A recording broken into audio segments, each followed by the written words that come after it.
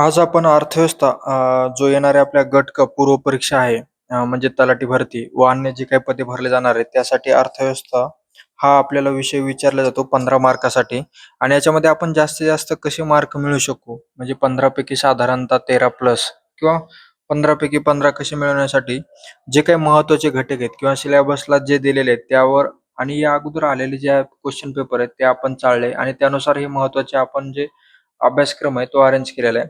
याच्यामध्ये सगळ्यात महत्त्वाचं म्हणजे जेव्हा तुम्ही अर्थव्यवस्थेचा मित्रांनो अभ्यास करता त्यामध्ये सगळ्यात महत्त्वाचं पाहिलं पाहिजे ते म्हणजे कन्सेप्च्युअल क्लॅरिटी तर असणं खूप गरजेचं आहे. जसं की बाकीचे विषयामध्ये काही फॅक्टवर ओरिएंटेड जास्त आहे. पण हा विषय असा आहे, की इथे तुम्हाला दोन्ही पण करावं लागतं. जसं की अ, खूप साऱ्या कन्सेप्ट पण क्लिअर असणं गरजेचं आहे आणि त्याचसोबत त्याच्या रिलेटेड करंटमध्ये जे काही चालू आहेत सध्या फॅक्ट त्या पाठ असणं पण गरजेचं आहे. आता त्याच्यातला महत्त्वाचा पहिला जो टॉपिक घेतलेला आहे मित्रांनो, तो घेतलेला आहे आपण दारिद्र्य. आता दारिद्र्यामध्ये सगळ्यात महत्त्वाचं म्हणजे अगोदर याच्यातल्या संकल्पना तुम्ही क्लिअर केल्या पाहिजेत, की हे बघा निरपेक्ष व सापेक्ष दारिद्र्य. त्यानंतर त्यांच्या ज्या यू-आर-पी ह्या ज्या मोजण्याचे जो पिरियड आहे त्यानुसार हे यू-आर-पी, एम-आर-पी, एम-एम-आर-पी याच्या त्यानंतर दारिद्र्याच्या व्याख्या व दारिद्र्य रेषा हे ज्या महत्त्वाच्या संकल्पना आहेत ह्या तुम्ही अगोदर क्लिअर केल्या पाहिजेत. याला कुठलेही बायपास नाहीये. ह्या तुम्हाला कन्सेप्ट क्लिअर असणं गरजेचंच आहे. निरपेक्ष, सापेक्ष त्याच्यानंतर यू-आर-पी रिकॉल जे पिरियड आहेत ते काय येतं, दारिद्र्याची व्याख्या, दारिद्र्याची रेषा. यानंतर विविध समित्या व आयोग होते. याच्यातले महत्त्वाचे म्हणजे ह्या प्रत्येक समितीवर या अगोदर क्वेश्चन आलेला आहे आणि आताही यांच्या आकडेवारीवरती क्वेश्चन विचारला जातो. याच्यामध्ये लकडवाला समिती आहे, त्यानंतर तेंडुलकर समिती आहे. लकडवालाच्या अगोदर अलग समिती कार्यगट होता. त्यानंतर तेंडुलकर, त्यानंतर रंगराजन. तर यांनी काय शिफारसी केल्या होत्या? त्याच्यानंतर यांनी काय चेंजेस केले होते? म्हणजे लकडवालाच्या समितीमध्ये तेंडुलकर समितीने काय मुख्यतः बदल केले? तेंडुलकर समितीमध्ये रंगराजन समितीने काय केले? रंगराजन नंतर पनगडिया गट जो स्थापन केला होता नीती आयोगाने त्यांच्या काही शिफारशी होत्या. तर हे सर्व तुम्ही पाहिलं पाहिजे. त्यांची आकडेवारी ह्या 3 समितीची तुम्हाला पाठ पाहिजे. हे एक लक्षात ठेवा. म्हणजे इथं जे आहे तुम्हाला पूर्ण फॅक्च्युअल आहे, हे लक्षात ठेवायचं आहे, की तुम्हाला पाठ करणं गरजेचं आहे. त्यानंतर विविध निर्देशांक आहेत. जसं की एम-पी-आय आहे, नॅशनल एम-पी-आय आहे, त्यानंतर जी-एच आहे आणि जे कार्यक्रम आता हे बघा आपण पहिल्यांदा संकल्पना पाहिली, त्यानंतर समित्या पाहिल्या, त्यानंतर निर्देशांक पाहिले. तर हे दारिद्र्य कमी करण्यासाठी काही विविध प्रकारचे कार्यक्रम भारत सरकार राबवत असतात. तर ते कुठल्या स्कीम आहेत हे पण आपण पाहिलं पाहिजे. तर इथं तुम्हाला हे जे आहेत हे कन्सेप्च्युअल क्लॅरिटीनं आणि हे फॅक्टनं असा हा पद्धतीचा टॉपिक तुम्ही करणं अपेक्षित आहे. त्यानंतर येतो बेरोजगारी. त्यानंतर बेरोजगारीचे प्रकार, त्यानंतर रोजगारीत व्यक्ती कुठला, बेरोजगार व्यक्ती कुठला, त्याची व्याख्या ह्या पाठ करणं तुम्ही अपेक्षित आहे. त्यानंतर पी-एल-एफ-एस व एन-एस-एस-ओच्या आकडेवारी आधारित वर प्रश्न असतात. हे आपल्याला जे काही अर्थसंकल्प आहे, पाहणी अहवाल आहे, यामध्ये हे आकडेवारी येत असतात.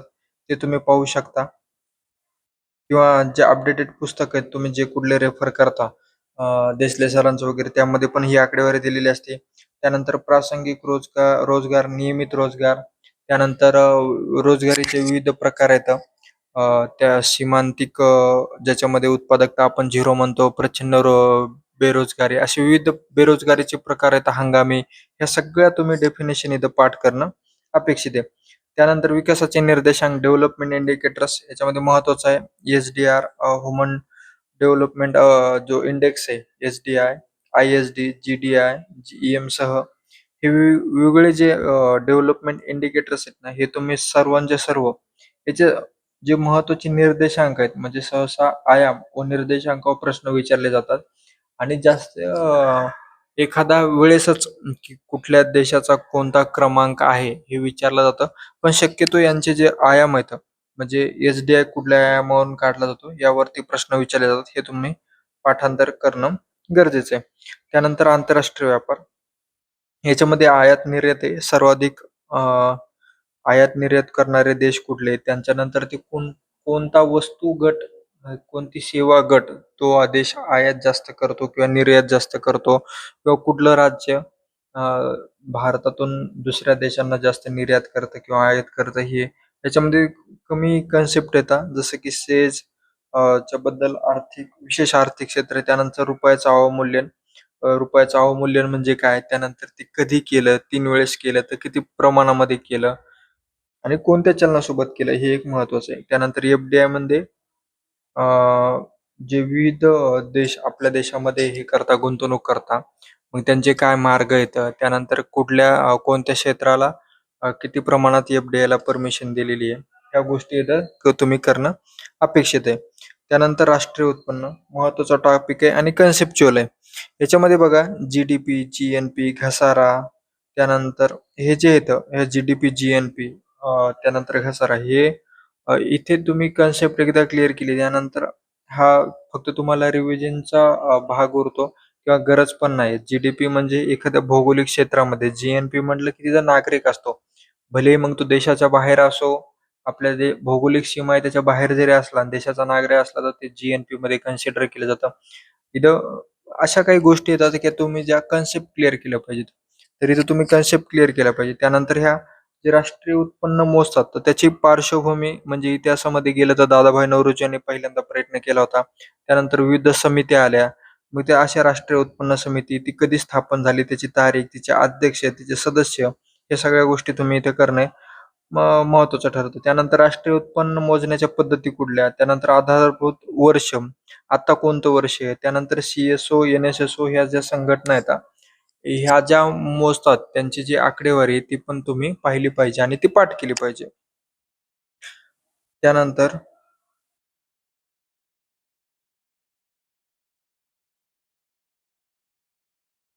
आपला 6वा आणि महत्त्वाचा टॉपिक आहे म्हणजे सार्वजनिक वित्त व कर रचना. या मागील जे काही 3-4 वर्षाचे जे पेपर पाहिले ना, या घटकावर महत्त्वाचे म्हणजे 4 ते 5 या 3 ते 4 तर हमखास प्रश्न विचारण्यात आलेले आहेत. त्याच्यामुळे हा टॉपिक आपल्यासाठी खूप महत्त्वाचा आहे. मग याच्यामध्ये काय एफ-आर-बी-एम ॲक्ट आहे. एफ-आर-बी-एम ॲक्ट ती लागू कधी झाला, त्याची ॲक्ट संमत कधी झाला, याच्या डेट्सवर पण क्वेश्चन विचारलेला आहे. त्यानंतर त्यांचे टार्गेट काय, कधीपर्यंत आपल्याला त्या ॲक्टनुसार तूट कमी करायची, तूट शून्य करायची, कोणती तूट कमी करायची, कोणती तूट शून्यच करायची, ह्या गोष्टी इथे दिलेल्या आहेत, ह्या तुम्ही पाठ केल्या पाहिजे. त्यानंतर तुटीच्या संकल्पना, याच्यावरती हमखास क्वेश्चन विचारला जातो. 2026 ला पण एक आला होता क्वेश्चन गट ब ला तुटीच्या संकल्पना. त्यामुळं हे तुम्ही पाठच करणं पाठ नाही, इथे तुम्हाला कन्सेप्ट क्लिअर करणंच अपेक्षित आहे. तुटीच्या संकल्पनाला एक वेळ द्या प्रॉपर आणि त्या कन्सेप्ट क्लिअर करा आणि त्यावरचे क्वेश्चन पहा. त्यानंतर अर्थसंकल्प, त्यानंतर प्रकार व स्वरूप म्हणजे शून्य आधारित अर्थसंकल्प, जेंडर बजेट, तुटीचा अर्थ भरणा.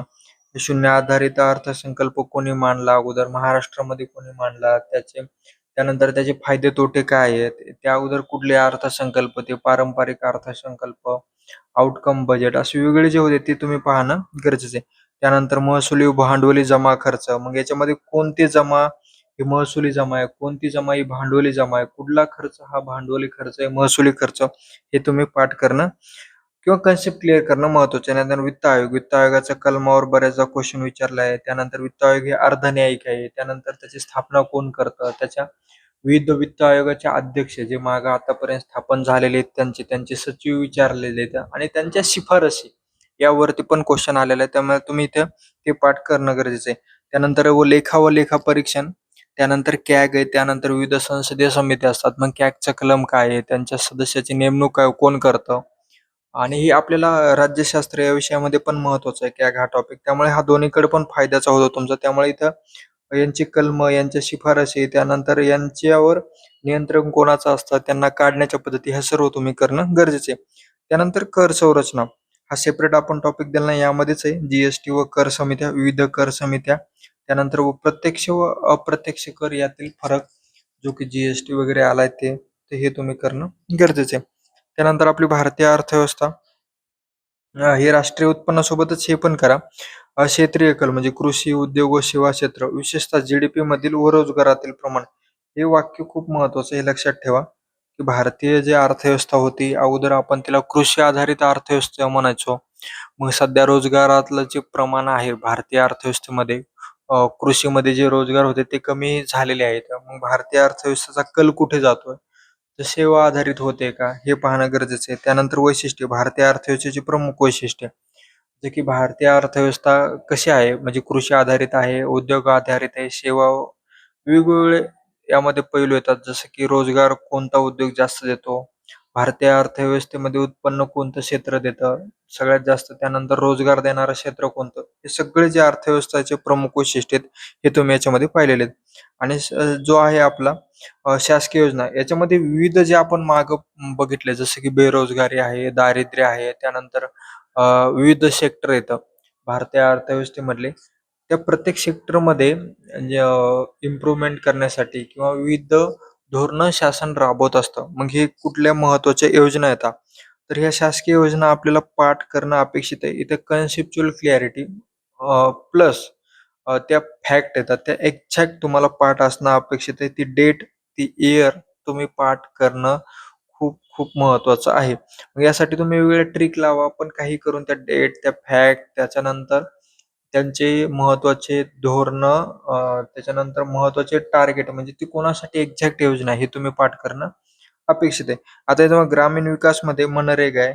मग मनरेगाच्या अगोदर कोणती स्कीम होती, तर त्याच्या पाठीमागे पूर्ण जायचं आणि ती प्रत्येक स्कीम तुम्हाला करणं गरजेचं आहे. त्यानंतर भारत निर्माण योजना, हिचे घटक कोणकोणते येतात, ते घटक किती येतं?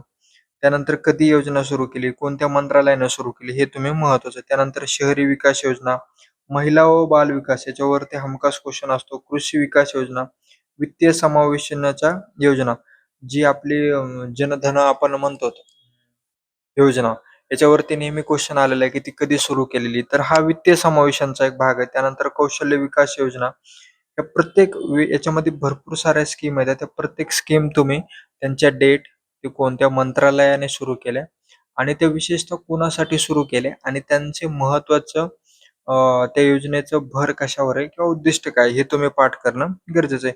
हे बघा, योजना सुरू झाल्याची वर्ष, तारीख, मूळ योजना कोणत्या योजनेतून तयार झाली ते पण, संबंधित मंत्रालय, केंद्र व राज्यांची कोणाची योजना आहे ती, आणि वित्त पुरवठा व सद्यस्थिती, म्हणजे सद्यस्थिती म्हणजे ती योजनेमध्ये काही बदल झालाय का?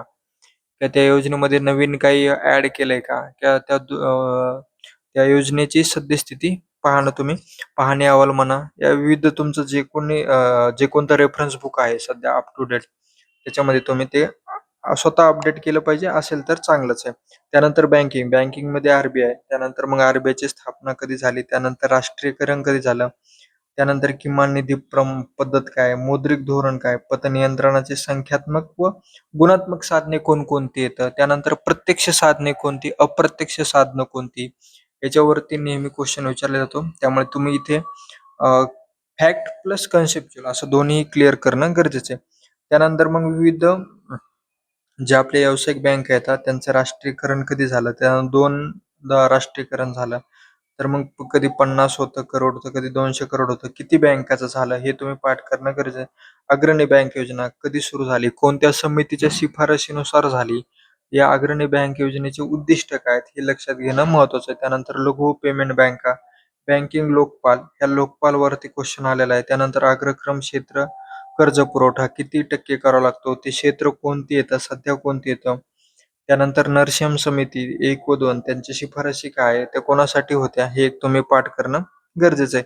असं हे बँकिंगमध्ये आहे. त्यानंतर अ, अ, जे आर-बी-आयचेच आहेत मौद्रिक धोरण, यामध्ये पतनियंत्रणाचे जे संख्यात्मक साधन आहेत, बँक रेट झालं, सी-आर-आर झालं, त्यानंतर एस-एल-आर झालं.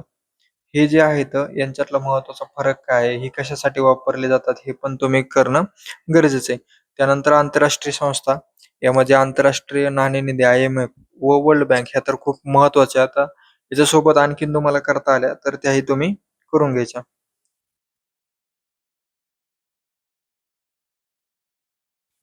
आणि त्यानंतर चालू घडामोडीवर आधारित मुद्दे तुम्हाला मी सुरुवातीला सांगितलं होतं, की हा विषय असा आहे, की इथे तुम्ही कन्सेप्ट प्लस फॅक्ट पॅरलली दोन्ही पण करणं गरजेचं आहे. नंतर मग जे चालू घडामोडीवरील अद्ययावत आकडेवारी येते, जी की आपल्याला पाहणी अहवालमधून भेटते, जो की भारत सरकारचा असो या महाराष्ट्र शासनाचा असो, विविध नवीन योजना त्यांनी सुरू केलेल्या असतात. त्यांचे लाभार्थी किती येतात, सध्या त्या योजनेची काय स्थिती आहे, सर्व आपल्याला आर्थिक पाहणी अहवाल यामधून कळत असतं. तर तुम्ही ही जी आकडेवारी आहे, ती तुम्ही आर्थिक पाहणी अहवाल आणि जे चालू घडामोडीशी संबंधित जे काही तुमचं मासिक वगैरे करताय किंवा तुम्ही एखादं बुक करताय त्यामध्ये पण दिलेली असते. तर ती आकडेवारी आपल्याला लगेच बुकमध्ये तुम्ही अप टू डेट करणं खूप महत्त्वाचं ठरतं. तर असं हे मित्रांनो आपण ह्या विषयाचं पाहिलं. सगळ्यात महत्त्वाचं मी परत एकदा सांगेन, हे जे मी टॉपिक दिलेले आहेत यावरतीच क्वेशन येणार. पण तरीही तुम्ही ना मागील आलेले प्रश्नपत्रिका, किमान मागील प्रश्नपत्रिका 2021 पासून ते 2026 पर्यंत तुम्हाला गट ब चे पूर्व परीक्षेचे भेटतील आणि 2021 पासून 2025 पर्यंतचे गट क चे जे पूर्व परीक्षेचे पेपर आहेत हे भेटतील. हे सर्व तुम्ही प्रिंट करणं अपेक्षित आहे. त्यावरती आलेले जे प्रश्न आहेत ते तुम्ही पाहिले पाहिजे पी-वाय-क्यू आणि यावरून आपल्याला काय अपेक्षित आहे, म्हणजे आपल्याला म्हणजे आयोगाला काय अपेक्षित आहे हे तुम्हाला त्यांचा एरिया कळेल आणि त्यानुसार मग तुम्ही अभ्यासाला तुमच्या डायरेक्शन दिली पाहिजे. आम्ही सांगतोय मी ही प्रश्नपत्रिका चाळूनच हे तुम्हाला महत्त्वाचे असे टॉपिक दिलेले आहेत. पण तरीही तुम्ही हे प्रश्न पाहिले पाहिजे मागचे. आणि आज आपण अर्थव्यवस्था